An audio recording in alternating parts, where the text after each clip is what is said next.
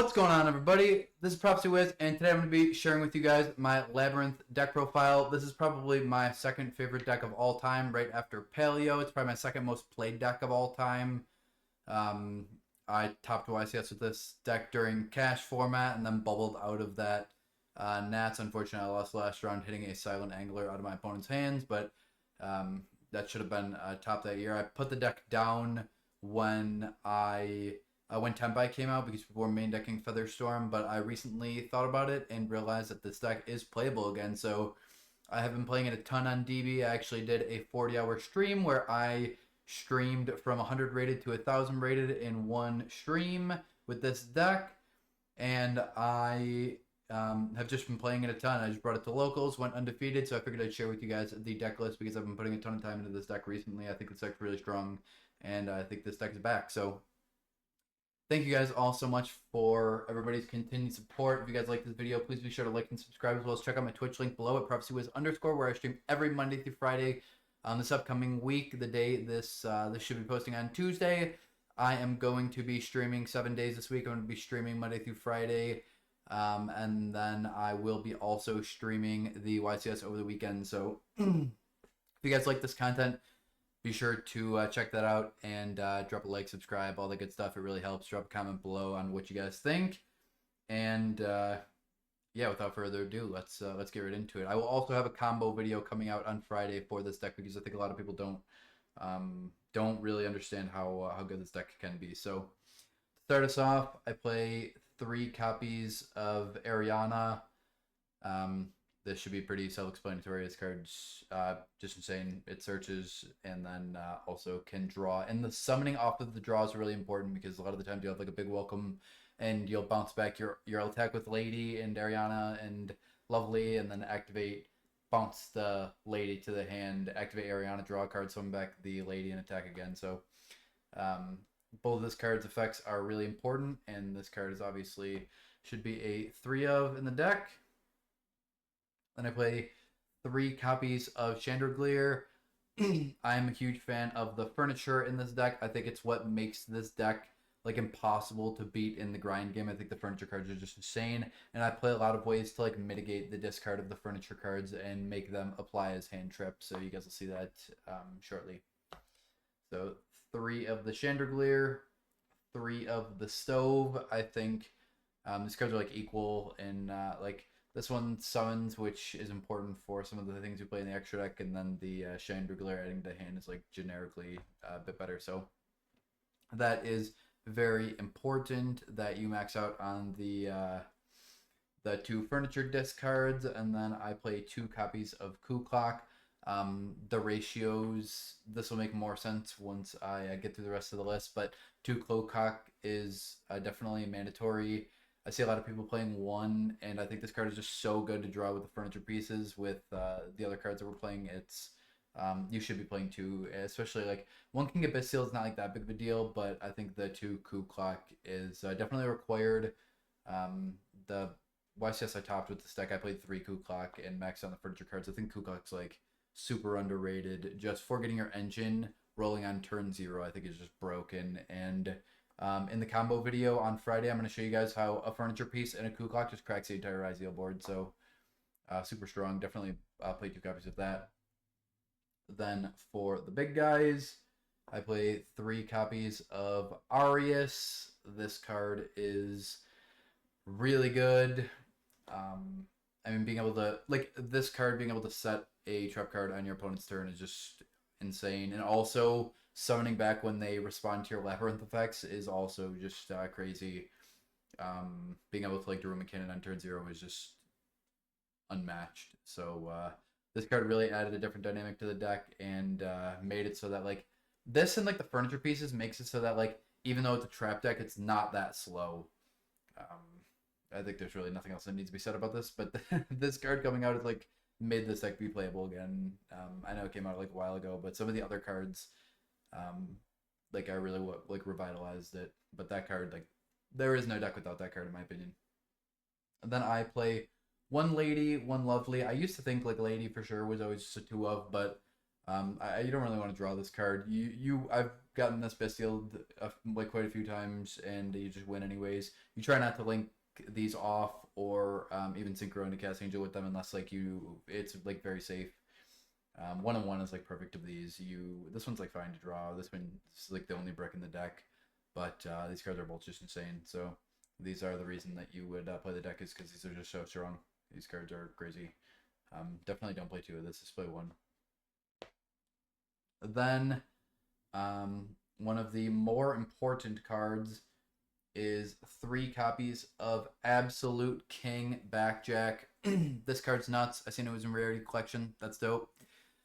This card is super important for this deck's success because it's another card that you can draw with the furniture pieces that essentially turns them into like hand traps. Like if it makes it so that you're not neg one-ing, and then like also this can hit like just all the broken traps. Like you play 20 trap cards, so it's just like it's always hits a trap card, and sometimes like really broken ones, obviously.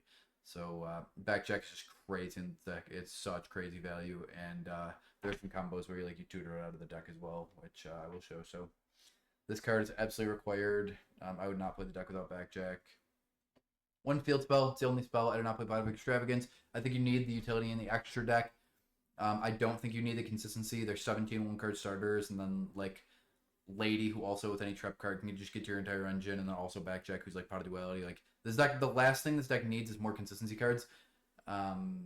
This card makes it so that like if they do get rid of your 1 lovely, you can still just like play and just a popping on every turn, and also summoning back summons like Cast Angels and Friends. This card is just like insane to any control deck, and it's something like good to continue doing once you have all your traps rolling with the furniture cards. So this card's like required. It shocks me that people play this deck without this card, but don't definitely play the field spell for sure. Like I said, I don't play Pot of Extravagance. I think you need the utility in the extra deck, and I think you need room for more either strong trap cards or cards that can be like hand trap-esque. So then moving forward, I play 3 copies of Big Welcome. There's really nothing that should be said about this. I played 2 copies of Little Welcome. I know in like the more trap-centric version, people play 3 of the Little Welcome. I think it's just absolutely incorrect. If you have both of these rolling in the same turn, especially with like the field spell, like you can activate, if one's on the field and one's in the graveyard, you can activate the one in the field, summon, pop a monster, and then you can trigger the other one in the graveyard. So like you'll have one every single turn. There's just no reason why you should be playing 3 copies of this.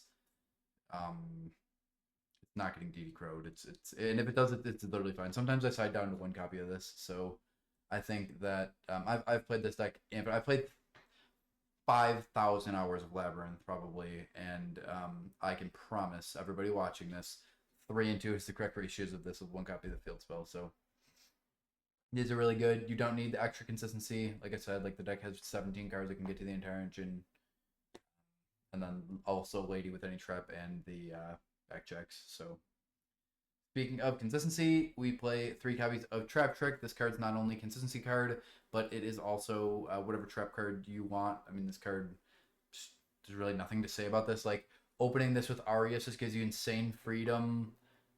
Hitting this off Backjack is just crazy, and this card is just broken in this deck being a normal trap. So this should need like no further explanation, if I'm being honest.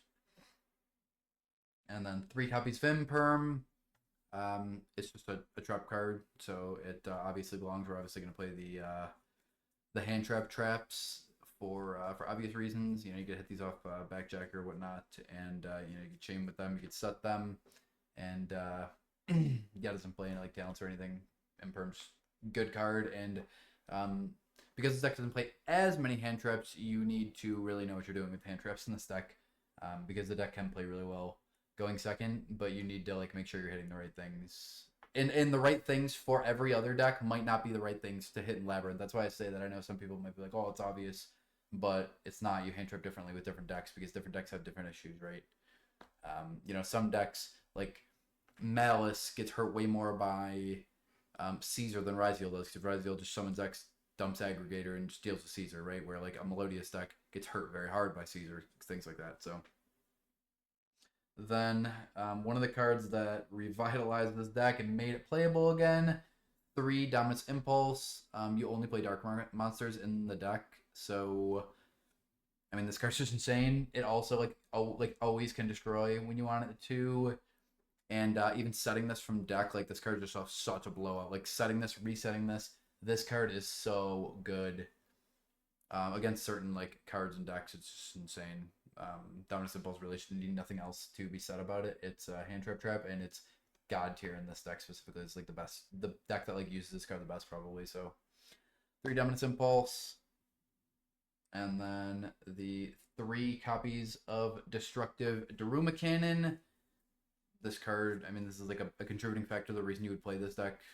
This card on turn 0 or turn 1 is just like back breaking like a well-timed Daruma Cannon is just game. So this card, if this card was not out, I would not play this deck, but it is, and this card's crazy. So I love this card. Definitely max on this card. It should really need nothing else to be said about it. And then the last card in the deck that I will explain a bit is going to be the Black Goat Laughs. This card is really, really good. This card is like another card that like really revitalized this deck. Because if you play 3 of this, 3 Backjack, and 2 copies of Coup Clock, that's 8 cards that are good discards for the furniture cards. And it's a 40 card deck, so 1 in every 5, 40 divided by 8 is 5. 1 in every 5 cards should be a good discard. So whenever you open the furniture cards in this version, you essentially have like a good discard every single time. Specifically a discard that turns the furniture cards into hand traps. So when they can act like hand traps, and then Arias, you play 20 trap cards, so Arias can always be like a hand trap. It's as if you're playing like 15 hand traps, and the hand traps are even stronger than they are in other decks, because like a Daruma Cannon, or even like setting this and being like, hey, you're not going to summon Duo Drive this turn, and then let them summon Detonator before you do anything on your turn. You just banish this, say Detonator, no Detonator effect this turn. Is like, that is better than any like one hand trap would have done otherwise. So same thing with like Daruma Cannon, etc. And that is yeah, a big part of this like why I like to play this deck is like obviously super consistent, the great recursion, and then like it's the best grind deck, god tier into rogue. And then I found that it was like the best deck that I could find to beat Malice, and like my Malice win rate is like 98%. And then it's actually like way better in Durazio than people think. Like saying like, hey, you're not gonna summon Detonator, and you're resetting this, and saying like you're never summoning Detonator is really strong. So that is the main deck. It's essentially like playing 15 hand traps, except like when you win the die roll, you just like essentially win the entire match with this deck. It's super super strong. So let's move on to the side deck. The first card is Ariane. I play 1 copy of it because you can tutor it out of the deck if you draw it. It's great.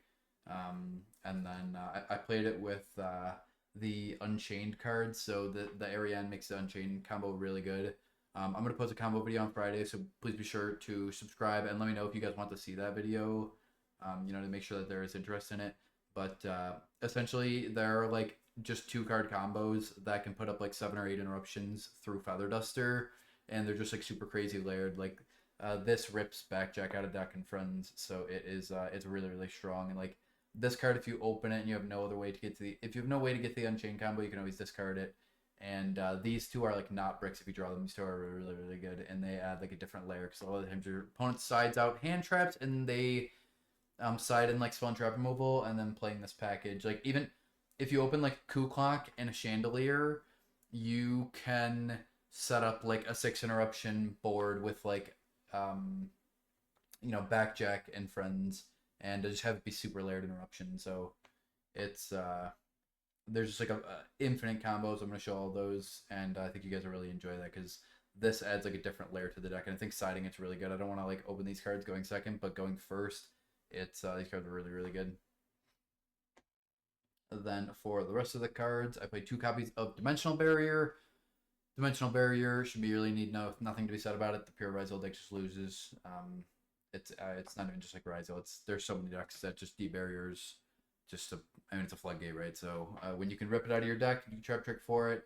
You can hit this against a lot of decks, because if you open like this or with Arias or trap trick, you could debarrier, and then you should like set it endlessly. Like you'll set it every single turn forever. You can hit it off Backjack, and then you could set it off Lady. So Dimensional Barrier is obviously required in this, and you only have to play 2 because you play trap trick. So this card is crazy. It's floodgates, free win usually when you get it involved. Then I played 2 copies of Different Dimension Ground. Different Dimension Ground is also really strong against like different kinds of decks though. Like this card is like a floodgate against like Mermels. So you just flip this and it's really hard for them to do like anything meaningful, and you can just flip it every turn. So I like Memento's another deck where I feel like this card's really good. Um, I think like any deck with like that's not like single type, like that's not only just trying to like use one of these mechanics, maybe like Link deck, or there's like any aggressive grave deck, this card just blow out, it's free win. So I think it's worth playing. And then I played 2 copies of Artifact Sanctum. Should really need nothing to be said about that. 3 copies of Lancia. This deck is really good into Malice because you can just like open Lancia and then you can go to your turn and like end up setting a copy of Sanctum, and then like you can just reset Sanctum. So if you open like Lancia, you just like win every time because the deck's infinite consistent.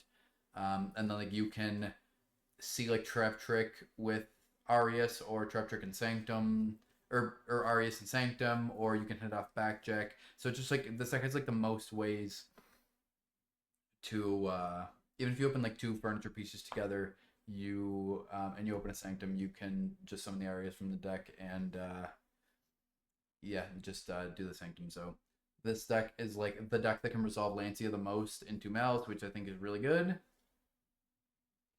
And then the last card in the extra deck, I was split between playing like Fua and Ash Blossom. I liked Ash Blossom because the rest of the cards were kind of like set in stone in the side deck, and this card would give me something good to side in against every deck. Like the Man with the Mark deck has been like a lot more prevalent recently, and I do think that deck is good. Like I even think like Ash is better into Blue Eyes to like not let them get the trap card and stuff. Like let them use the wishes and discard a card, and then Ash Blossom. I think it's even better than Fua in that matchup. Obviously, there are going to be certain matchups where Fua's a lot better, but Fua also is like getting Ash Blossomed. I'm not 1,000,000% sure that Ash is correct in the spot. That's just the reasoning behind it why I've been playing Ash Blossom, because I can side Ash Blossom every time against like the matchups that are not, Lancia is not good against, which is everything but 2. So that was kind of the theory behind this. It's possible I could play like 2 of this and 3 Fua and then cut like the different dimension grounds.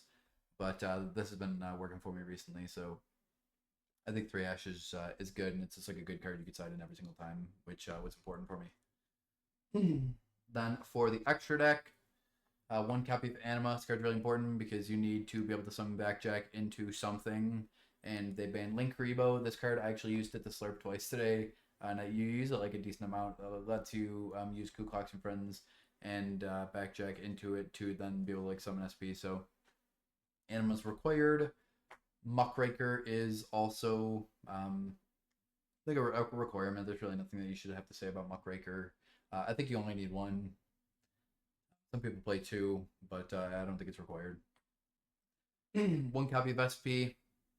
Card should be in almost everybody's deck, truthfully. This card is very strong. And we summon it off of the combo with the YuGiOh things. So Yama, and then the blue and red. This being able to like summon this, get the Shavara, and then summon this is just broken. This into like SP is really strong. Just be careful of the restriction into Fiends. This is very important in case you open the Shavara, because you then like you're oftentimes not going to summon the Yama, and then you need to be able to like link off into an Unchained monster so you can link off your opponent's things and then pop this and then get back Engine. So like I said, I'll show those combos in the video on Friday, but I just wanted to explain a little bit here. This card definitely is required, and also it's come up a few times where like if I have like 3 bodies, this is like a really nice way of removing something. So like you can like summon Yama. Like if you have like 3 bodies, you could summon Yama, summon this, and sometimes you have like useless bodies in this deck, but a lot of them. So you can summon like Yama, summon this, and then link off your opponent's monster, and that's like a nice way of like usually dodging like removal. Like a lot of monsters don't trigger effects when you link them off, and then yeah. So Unicorn is very important in case you're linking your opponent's things off into Malice, because The Malice deck, you don't want to banish them with SP, so Unicorn is very important for that. A Boa, a lot of the times you like summon your opponent's monsters into a Boa, and a Boa is just really strong in this deck because it can summon back any of your cards. That is should be pretty self-explanatory. And then I play the one copy of the Underworld Goddess. Underworld Goddess is it's just like lets you out anything. So you know, it's a fiend monster. Like the little welcome locks you into fiend, so it's important to just like play the good fiend things, and I think this is really good. So all those cards are 100% required. These are some of the things that took me like a little bit more testing to figure out. The next things that I want to put in or show you guys is number 65 Jin. I actually summoned this quite a bit. Like if you've seen one copy of Stove, you can just like use a big welcome, summon a second copy, trigger the first one in the graveyard, summon it back, and then summon like Jin, and it'll be a monster negate. It lets you do something with the rest of your like bodies. Like I said, sometimes you have bodies, but like nothing like super great to do with them. And I think that Jin, like some like negating a monster effect from anywhere, and the burn is fine, but like has come up for me quite a few times because like if you just see the one, it's like you just trade a big welcome for like a monster negate, and you know, if you have like a lovely, you just like, you know, hit a card, especially you already have like your things involved, and you're just like using a big welcome to like trigger your regular guy's effects. There's like something relevant you could summon, and I've summoned this like quite a few times. It's very important. And then Rhapsody and Berserk. This card is another Dark Fiend, and this deck, if you notice, like anything in the main deck or the extra deck, you don't really have a lot of good ways to deal with grave things. Like outside of the different dimension grounds, it's in the side deck. You have no good way of like dealing with cards in the graveyard. So this is really good because this banishes 2 cards out of grave, and it's a Dark Fiend that you can like continue cycling. Like you could use it twice and then banish from the graveyard, and or then like bounce back to the extra deck and continue to summon it. So this card is really strong, and this card comes up against like things like Fire King or anything with like grave effects, like against the Fiendsmith cards, because like how else are you like removing engravers in the graveyard or things like that. So Rhapsody is interesting. I was playing Dweller, but this being a Dark Fiend is actually really, really good. And then I play 2 copies of Typhon. Typhon, I summon both copies like quite a bit. Specifically against Raziel, I end up summoning both copies against. I think that this card definitely is a required 2 of. Like Typhon's nuts because like in a lot of decks, like summoning Typhon is like your last like stitch effort, but like in this deck, it's not. In this deck, summoning Typhon is just like a good play that like normal something about Backjack, summoning a Typhon and then detaching, bouncing, attacking over, like activating Backjack and then attacking over something is like super good value. Like you're just trying to like oftentimes like set trap cards and things. So this card is like a lot better in this deck than like almost any other deck, if not every other deck. So Typhon definitely pick 2 of it. And then 2 Chaos Angel. I was testing one for a while, but the second one came up too many times, so I think that you should also be playing 2 copies of Chaos Angel. This card's really good. So that is the Labrynth deck. I'm going to be, like I said, I'm going to be playing this deck on stream every single day this week. I'm going to be playing 10 matches of DB every single day this week with the Labrynth deck. So if you guys want to see that, please be sure to check that out. And yeah, I'll be streaming this weekend. Might do a 40-hour stream all weekend long, and I'll be playing the Labrynth deck and streaming the YCS. Hopefully we get a ban list. That'd be sweet. And yeah, let me know what you guys think about this deck in the comment section below. I've been really enjoying it. As my, like I said, second most played deck. So like, I have like a ton of experience with this deck, and yeah, I've had like a lot of success with this deck recently and in the past. So I really appreciate everybody. Thank you guys all so much, and we'll see you.